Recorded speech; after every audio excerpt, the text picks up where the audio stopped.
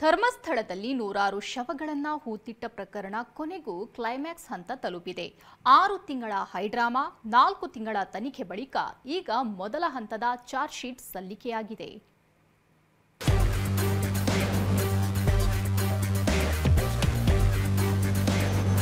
ಧರ್ಮಸ್ಥಳದಲ್ಲಿ ನೂರಾರು ಶವಗಳನ್ನು ಹೂತಿಟ್ಟ ಕೇಸ್ಗೆ ಕ್ಲೈಮ್ಯಾಕ್ಸ್. ಬೆಳ್ತಂಗಡಿ ಕೋರ್ಟ್ಗೆ ಚಾರ್ಜ್ ಶೀಟ್ ಸಲ್ಲಿಸಿದ ಎಸ್ಐಟಿ. ಧರ್ಮಸ್ಥಳದಲ್ಲಿ ನೂರಾರು ಶವ ಹೂತ ಆರೋಪ ಸಂಬಂಧ ಎಸ್ಐಟಿ ಕೇಸ್ನ ಮೊದಲ ಹಂತದ ಚಾರ್ಜ್ ಶೀಟ್ ಸಲ್ಲಿಸಿದೆ. ಮಾಸ್ಕ್ ಮ್ಯಾನ್ ಚಿನ್ನಯ್ಯನ ದೂರಿನಿಂದ ಆರಂಭಗೊಂಡ ತನಿಖೆ 4 ತಿಂಗಳು ನಡೆದಿತ್ತು. ಸುದೀರ್ಘ ವಿಚಾರಣೆ ಬಳಿಕ ಎಸ್ಐಟಿ ತನ್ನ ವರದಿಯನ್ನ ಬೆಳ್ತಂಗಡಿ ಕೋರ್ಟ್ಗೆ ಸಲ್ಲಿಸಿದೆ. ತನಿಖಾಧಿಕಾರಿ ಜಿತೇಂದ್ರ ಕುಮಾರ್ ದಯಾಮ ನೇತೃತ್ವದ ತಂಡ 7 ಫೈಲ್ಗಳು ಉಳ್ಳ 3932 ಪುಟಗಳ ಪ್ರಾಥಮಿಕ ಹಂತದ ದೋಷಾರೋಪ ಪಟ್ಟಿಯನ್ನ ಕೋರ್ಟ್ಗೆ ಸಲ್ಲಿಸಿದೆ.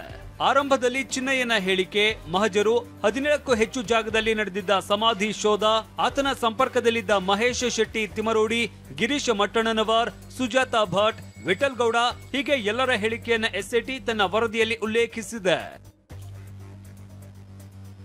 ತನಿಖೆ ಇನ್ನೂ ಬಾಕಿ ಇರುವ ಕಾರಣ ಎಸ್ಐಟಿ ಪ್ರಾಥಮಿಕ ಚಾರ್ಜ್ ಶೀಟ್ ಸಲ್ಲಿಸಿದೆ. ಕೆಲ ಆರೋಪಿಗಳ ವಿಚಾರಣೆ ಇನ್ನೂ ಬಾಕಿ ಇದೆ. ಜೊತೆಗೆ ಲ್ಯಾಬ್ ರಿಪೋರ್ಟ್ ಕೂಡ ಇನ್ನೂ ಬಂದಿಲ್ಲ. ಆದ್ದರಿಂದ ತನಿಖೆ ಮುಂದುವರಿಸುವುದಕ್ಕೆ ಇನ್ನೂ ಕಾಲಾವಕಾಶ ಬೇಕು ಅಂತ ಎಸ್ಐಟಿ ನ್ಯಾಯಾಧೀಶರನ್ನ ಕೇಳಿದೆ. ಸಂಪೂರ್ಣ ತನಿಖೆ ಬಳಿಕ ಪೂರ್ಣ ಪ್ರಮಾಣದ ಚಾರ್ಜ್ ಶೀಟ್ ಸಲ್ಲಿಸುತ್ತೇವೆ ಅಂತ ಹೇಳಿದೆ. ಪೃಥ್ವಿರಾಜ್ ಬೊಮ್ಮನಕೆರೆ, TV9 ಮಂಗಳೂರು.